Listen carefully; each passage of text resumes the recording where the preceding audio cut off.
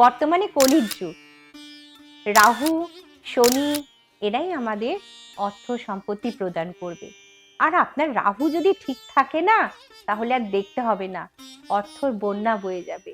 আপনি সেই অর্থ গুণে শেষ করতে পারবেন না।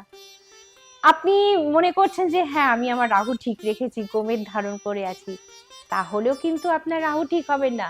যতক্ষণ পর্যন্ত না আপনি মিথ্যে কথা বলা বন্ধ করবেন, পরনিন্দা পরচর্চা করবেন না, যখন তখন অ্যালকোহল সেবন করবেন না, আর দিনে 2 থেকে 4 ঘন্টা বেশি মোবাইল ঘাঁটবেন না। এটা করে দেখুন, 100 কেন, 200% এমন অর্থ আসবে, সে অর্থ গুণে আপনি শেষ করতে পারবেন না।